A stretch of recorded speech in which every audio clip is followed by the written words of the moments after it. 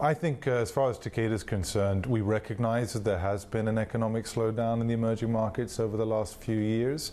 However, we view this as a cyclical downturn. The fundamentals of most of these economies are very strong. There are no sizable debts in the majority of these markets. Banks are still lending, both for corporate and private investment. In terms of healthcare continues to grow above GDP in most of these markets, due primarily to increasing investment from governments in funding of both healthcare and medication, aging population, emerging middle class.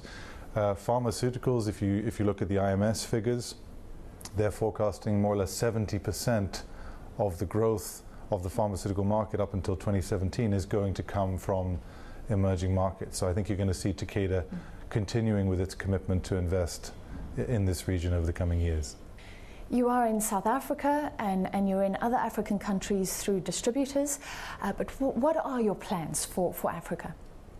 Well, we have a strong established presence in South Africa. We've got 120 people here. We've been in the market for 15 years. We have products in the gastroenterology, pain, iron and over-the-counter medicine segments. And sub-Saharan Africa is actually managed out of South Africa, and we have plans to expand significantly our presence in that sub-Saharan African and French West African region over the coming years. Not necessarily setting up a legal presence in every one of those countries, but certainly broadening our portfolio and offering of medicines to that population. When you move up into Africa, you're not only going to face competition from multinationals like yourselves, but our own companies as well. Adcock Ingram has been looking for synergies with a South American company, and possibly they know the emerging markets terrain better. Does that make things very interesting for you? Well, we work with a number of local companies in the emerging markets, both in licensing and distribution. I have a lot of respect for what particularly South African companies like Adcock Ingram and Aspen are doing.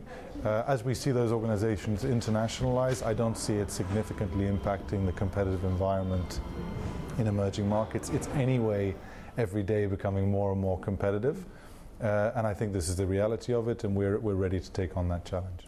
Our government plans to change patent laws, and that's a trend across developing markets. Our health minister has had choice words for any pharmaceutical companies who even think of pushing back.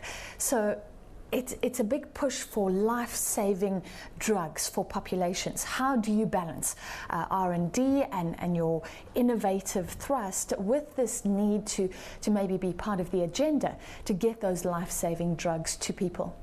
Well, I think fundamentally Takeda's principal responsibility to society is ensure that we get medicines that matter, that make a difference to the patients that need them.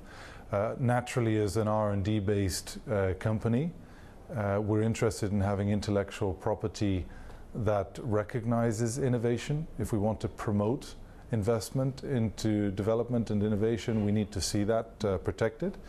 However, at the same time, we're cognizant of the issue around access to medicines, and that's why we're working with local authorities, NGOs, to find solutions that are reasonable and that make sure our drugs get to those patients that need them. Everyone wants access to cheap generics, even Japan, there's a real push there.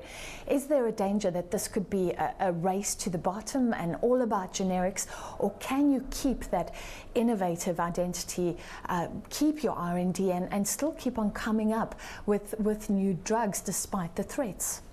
I think it's commonly viewed that Takeda has one of the richest pipelines of drugs in the industry. So I think you're going to see a continued investment from Takeda in bringing innovative drugs to the market in therapeutic areas such as hypertension, diabetes, CNS, oncology. At the same time, we recognize that there is a need, particularly in emerging markets, for affordable, accessible, quality medications. And that's why we've seen Takeda diversify its portfolio so much, market by market, moving into branded generics, moving into over-the-counter OTC medications. And that's a path we'll continue to take. A correction to the name on the screen there, that was Giles Platford, incoming head of emerging markets at Takeda.